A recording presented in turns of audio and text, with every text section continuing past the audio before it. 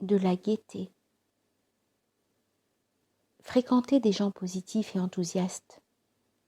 Fuir les rabat-joie.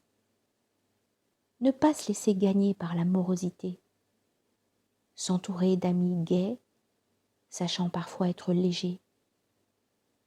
Prendre du recul, pratiquer l'humour, savoir sourire. Se construire ainsi une vie entourée de remparts de joie et de bonne humeur. Se rassasier pour être meilleur. Un homme rassasié est un homme meilleur. Ainsi, ne pas hésiter à proposer à celui qui s'énerve de partager un repas, un encas ou un morceau de chocolat. Excellent anti-stress.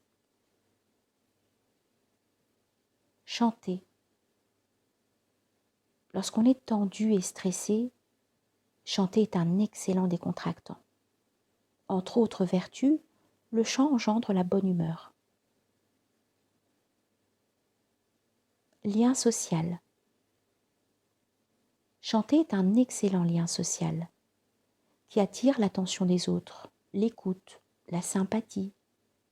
Il est même parfois communicatif.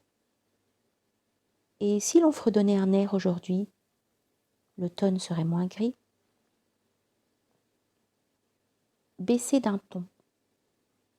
S'obliger à parler moins fort incite tout le monde autour de soi à baisser également d'un ton.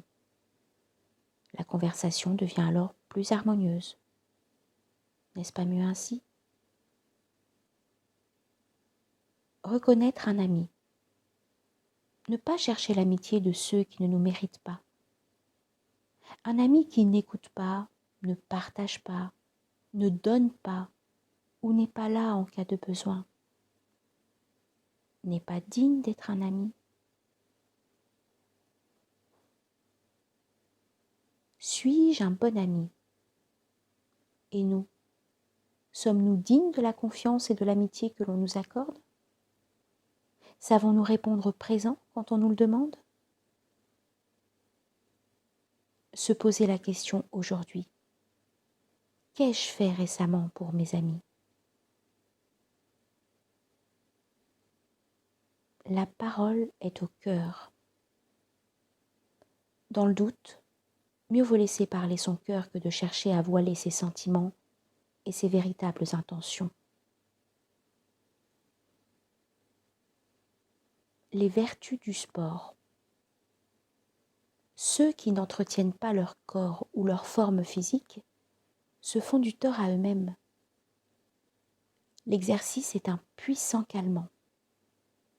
Après quelques minutes de sport, on est détendu et vidé de son stress. Cela permet de se sentir mieux dans sa peau et d'attaquer la journée en pleine forme. Isolement. Le calcul, le manque de générosité, l'avarice isolent. Si l'on veut être entouré d'amitié et d'amour, il faut savoir donner sans compter. Sacrifice. En sacrifiant ce que l'on veut fondamentalement à ce que l'on veut immédiatement, on s'expose à de grands regrets pour des petites satisfactions. Notez ses objectifs. Couchez par écrit ses objectifs et ses priorités. Ainsi, les sortons de l'abstraction pour les ancrer dans la réalité. C'est une façon de s'en approcher. Effort. Un effort, même s'il n'apporte pas les fruits espérés, n'est jamais perdu. Oubliez ses frustrations. Nous sommes tous exposés aux frustrations et aux déceptions. Paradoxalement, ce sont souvent les petites déconvenues qui provoquent les plus grandes amertumes. Nous les ressassons, maudissons les circonstances ou les personnes qui en sont à l'origine, sans réaliser qu'un tel comportement altère notre capacité à rebondir et à percevoir de nouvelles opportunités. La frustration nourrit aussi la frustration, alors qu'un esprit positif porte en lui la capacité de se régénérer. Positif. Notez que les êtres qui réussissent sont en général positifs, toniques, authentiques et dotés d'une belle force régénératrice. Calquez notre comportement sur le leur. Appréciez ce que l'on a. C'est l'une des plus grandes leçons de la vie.